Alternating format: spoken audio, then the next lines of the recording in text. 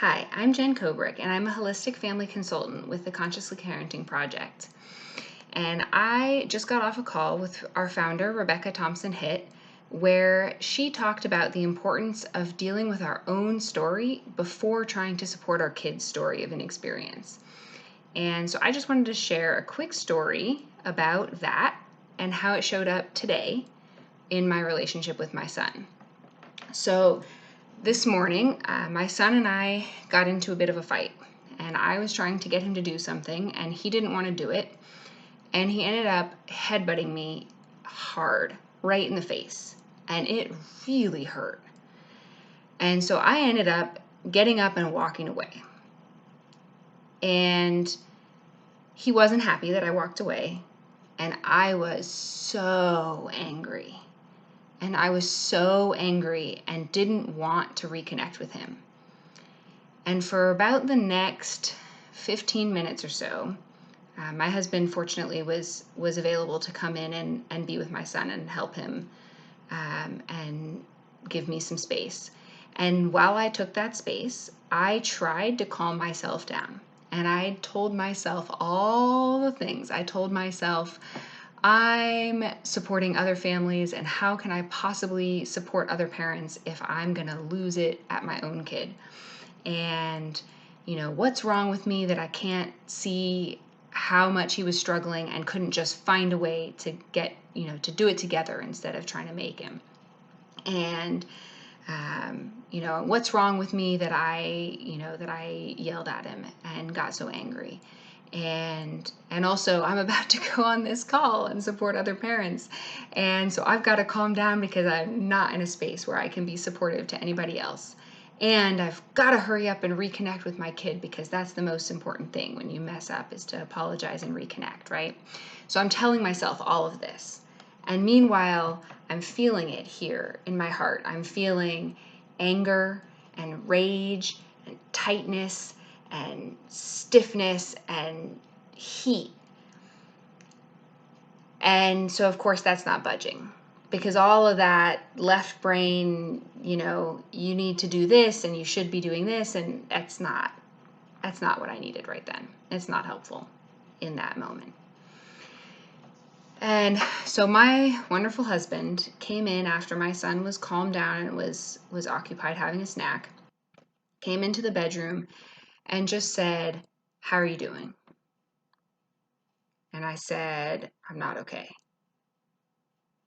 And he said, "Oh, is your face really hurt?" And I said, "No, my face is fine, but I'm not okay." And I started telling him all of those things. I started telling him how angry I was and how I feel like a horrible mother and a fraud, and how I don't even want to reconnect with my child. And how I just feel like giving up sometimes. And I told him all of those things, and he just listened and told me that it sounds really hard, and that those are a lot of big things to be feeling. And I started crying. And he gave me the space to cry and to feel those feelings without telling me I was wrong or that I needed to suck it up. And after a few minutes, I calmed down, and I asked him to take both kids out for a walk and give me a few minutes of time completely alone without feeling like I needed to be on call to anybody. And I took that time to move my body a little bit and meditate a little bit. And and gradually that tightness started to loosen up, and I started to feel more calm and grounded, so that then I was able to have a conversation with my son and apologize for how I behaved, and also ask to try to find another way that we can deal with the situation in the future when he really doesn't want to do something, without feeling like he needs to headbutt me. And get creative about how we can and work through that and be able to get to a place where I could feel empathy for the difficulty that he was dealing with and for how he was feeling. And of course, there's more behind how he was feeling than that immediate moment. But all of this just really illustrates that if we don't have a space to process our own story and all of the messages and all of the programming and all of the things that we're telling ourselves in our heads, if we don't have a place where we can have those things and have them be allowed and accepted and seen and heard, then we can't possibly move through those things to get to a place where we can support someone else and allow someone else to have their feelings. And so that's what I wanted to share today, is that is why it's so vital to have support for our own story. And that's what we're doing right now. Rebecca and I and the rest of the team that are creating these resources to support families right now is we are creating space for you and for your story, where you don't have to carry the story. You don't have to try to force yourself to support other people through your own anger, frustration, fear, worry.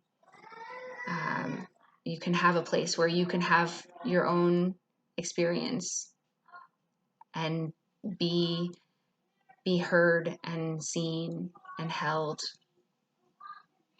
so that you can work through it. Because we know that when you have that space, that you will be able to work through it and be able to show up the way you want to show up for your family and for yourself.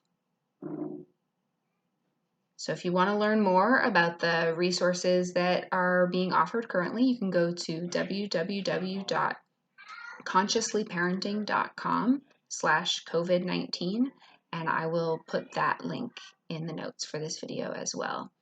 And we're running all sorts of groups and virtual conversations and community, as well as one-on-one support, and all of it is free or low cost right now. And there's also some online audio courses that Rebecca has created as well to give you more tools and support during this time. So be well and take good care.